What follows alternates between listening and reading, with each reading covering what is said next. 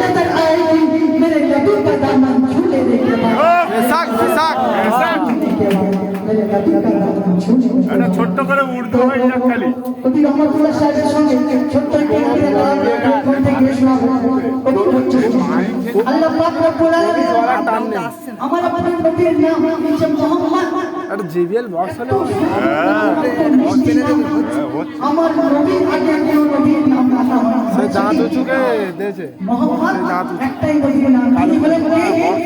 আখিরি জামানার নবী, সাইয়্যিদুল মুরসালিন, আরফাদে মদিনা, আহমদে বক্সে সান দাও, বক্সে সান দাও। যে নবীকে দেখার জন্য ঈসা আলাইহিস সালাম ইন্তজার করেছেন। ঈসা আলাইহিস সালাম ওনার উম্মত হওয়ার জন্য আল্লাহর কাছে ফরিয়াদ করেছেন, আমি আপনার ওই নবীর উম্মত, বলুন সুবহানাল্লাহ।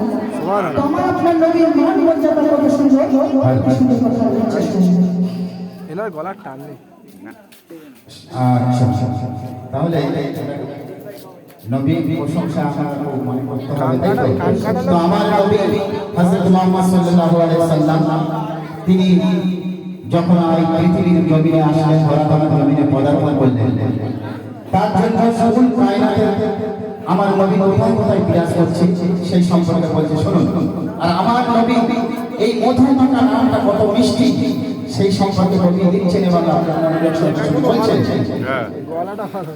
মিষ্টি মিষ্টি মিষ্টি মিষ্টি মধু নামে নবী মুহাম্মদ, করবে মোদের সাফায়াত, করবে মোদের সাফায়াত। মিষ্টি মিষ্টি মিষ্টি মধু